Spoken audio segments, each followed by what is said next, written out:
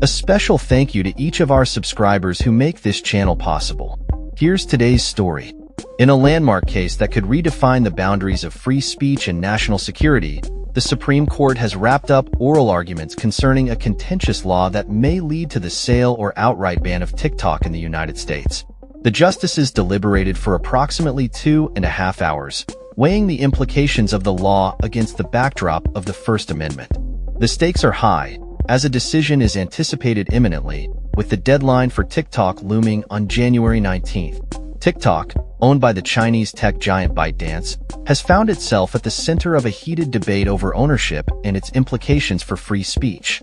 During the proceedings, several justices expressed apprehension about the potential infringement on First Amendment rights, while also acknowledging the government's stance on national security concerns.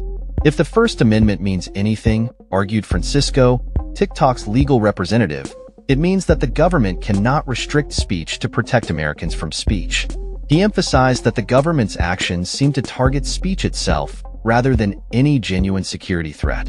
Meanwhile, U.S. Solicitor General Elizabeth Prelogar countered that ByteDance, as a foreign entity, does not possess First Amendment rights. The justices' inquiries indicated a preference for addressing national security over the nuances of free speech, suggesting that the ownership of TikTok could overshadow the platform's role as a medium for expression.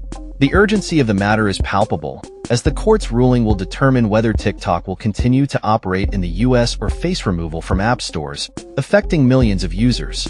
Francisco pointed out that the government's fear of misinformation from China should not dictate the decisions of American citizens, asserting that the First Amendment protects the right to access diverse information.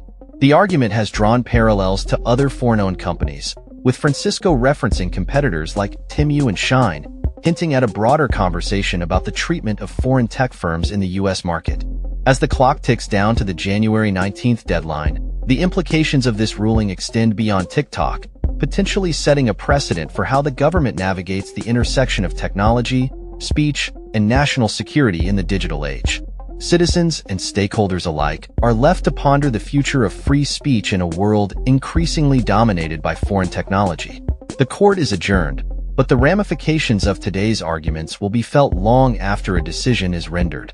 Stay tuned as we continue to follow this developing story and analyze what it means for TikTok and the broader landscape of social media and free expression. That's all for this story. We upload videos every day covering many different subjects, so hit that subscribe button to stay informed. Thanks for watching.